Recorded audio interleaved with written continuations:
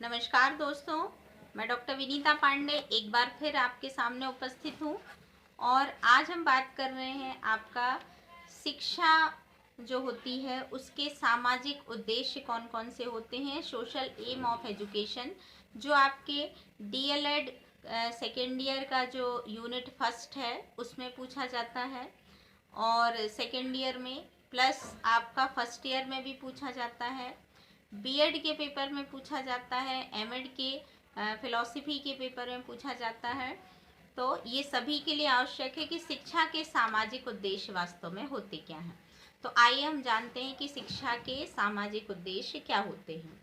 सबसे ज़रूरी है कि हमने देखा कि शिक्षा का जो उद्देश्य होता है वो सबसे बड़ा जो उसका विकास की बात अगर हम करते हैं तो शिक्षा जो है वो प्रत्येक व्यक्ति के सर्वांगीण विकास में सहायक होती है।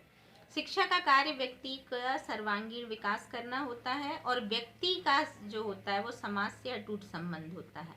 अतः व्यक्ति के साथ जब हम देखते हैं तो अप्रत्यक्ष रूप से समाज का भी विकास होता चलता है। सामाजिक उद्देश्य की परिभाषाएं यदि हम देखते हैं तो सामाजिक शिक्षा जो होती है वो नागरिकता का अर्थ का आदर्श पाठ पढ़ाती है। शिक्षा के उद्देश्य में निहित जो होता है सबसे बड़ा कि उत्तम नागरिक का निर्माण करना। तो विद्यालय में व्यक्ति के चरित्र के साथ साथ समाज की श्रेष्ठता का भी हमें ध्यान रखना होता है। तो जैसे ब्रांड फोर्ड की एक डेफिनेशन हम देखते हैं, उन्होंने लिखा है कि एक अच्छा विद्यालय जो होता है वो संपूर्ण समाज को श्रेष्ठता के स्तर तक पहुंचाने का प्रयास करता है, जिससे वह जीवन के श्रेष्ठ आदर्शों का अनुसरण कर सके। रेमंड ने कहा है कि समाज विहीन व्यक्ति जो होता है वो कोरी कल्पना होता है। और एचफोर्ड ने ये कहा है कि समाज और शिक्षा का एक दूसरे से पारस्परिक संबंध जो होता है वही एक उत्तम समाज का परिणाम होता है।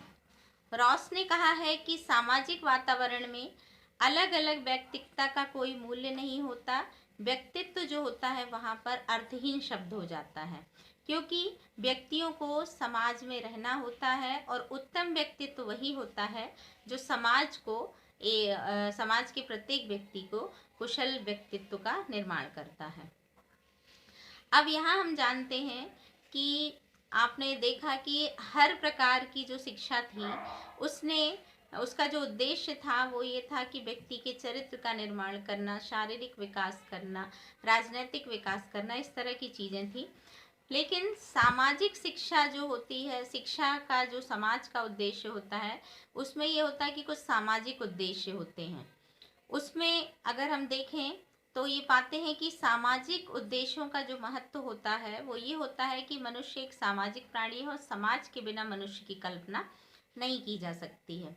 मनुष्य जन्म से लेकर के मृत्यु पर्यंत समाज में ही रहता है और वहाँ के ही सारे कार्यकलापों को वो कार्य करता है। व्यक्ति रूपी पत्तों को सींच के स्थान पर समाज रूपी वृक्ष का जो पोषण होता है वो हमें शिक्षा से ही मिलता है। समाज व्यक्ति को शांति और सुरक्षा का वातावरण देता है।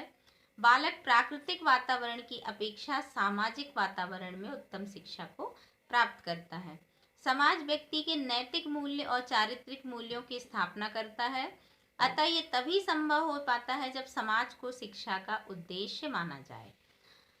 शिक्षा का सामाजिक उद्देश्य व्यक्तिक उद्देश्य की अपेक्षा व्यापक होता है और सामाजिक शिक्षा के अंतर्गत व्यक्ति के अन्य व्यक्तियों के साथ कैसे संबंध है, उनके अनुभवों का जो लाभ होता है उसको देखा जाता है। समाज ही मनुष्य के जीवन के अकेलेपन को दूर करके उसमें सरसता को भरता है। अतः व्यक्ति के जीवन में समृद्धि जो होती है उसे समाज पर ही आधारित करके प्राप्त करनी होती है। तो ये निष्कर्ष निकलता है कि व्यक्तिक शिक्षा की अपेक्षा सामाजिक शिक्षा का उद्देश्य अधिक महत्वपूर्ण होता है। मतलब व्यक्ति को समाज में रहने की जो कला होती है वो शिक्षा से सीखनी चाहिए और सिखानी चाहिए। और बालक का स्वाभाविक और सर्वांगीण विकास जो होता है वो शिक्षा करती है, लेकिन वो तब पूर्ण रूप से हो पाता है जब वो समाज में रहना सीख जाता है। अतः सामाजिक उद्देश्य के साथ साथ अन्य उद्देश्यों को भी महत्व दिया जाना चाहिए, क्योंकि जब व्यक्ति का समुचित विकास नहीं हो पाएगा तो वह समाज में किसी भी प्रकार का विकास नहीं कर पाता है। दूसरी ओर यदि हम देखते हैं तो व्यक्तिगत शिक्षा पर अधिक ध्यान यदि नहीं दिया जाता है तो व्यक्ति का समाज ठीक प्रकार से विकास नहीं हो पाता। यदि व्यक्ति के सामाजिक विकास पर ध्यान दिया जाता है तो व्यक्तिगत रुक जाता है, और व्यक्तिगत पर ध्यान दिया जाता है तो सामाजिक वो हो जाता है, विकास रुक जाता है। इसीलिए शिक्षा जो है वो समाज और व्यक्तिक विकास दोनों में एक पूरकता का काम करती है, एक पुल का निर्माण करती है कि व्यक्ति व्यक्तिगत शिक्षा भी प्राप्त करता है और समाज में अपने को स्थापित करने के लायक वो शिक्षा के द्वारा ही बना पाता है। तो आशा है कि आपको शिक्षा के सामाजिक उद्देश्य और उन सामाजिक उद्देश्यों का महत्व बहुत अच्छे से समझ में आया होगा, और इसको आप बहुत अच्छे से लिख पाएंगे और समझ पाएंगे। अब हम जानते हैं कि सामाजिक जो शिक्षा होती है उसको अगर हमें मान लीजिए कि केवल लिखना है कि एक अर्थ में सामाजिक शिक्षा क्या है, तो ये हम लिख सकते हैं कि समाज का शिक्षा से संबंध और शिक्षा का समाज से संबंध, ये दोनों चीज़ें जो होती हैं वो एक दूसरे के पूरक होती हैं। क्योंकि कोई भी व्यक्ति है जब वो शिक्षा प्राप्त करता है तो परिवार से ही शिक्षा प्रारंभ करता है, समाज में ही रह कर के सीखता है, और विद्यालय जो होते हैं वो हमारे परिवार और समाज की धुरी होते हैं। तो सामाजिक शिक्षा का जो सामाजिक उद्देश्य है वो ये है कि प्रत्येक व्यक्ति को समाज में रहने के लायक एक उत्तम नागरिक और उत्तम व्यक्ति बना करके उसका सर्वांगीण विकास करना।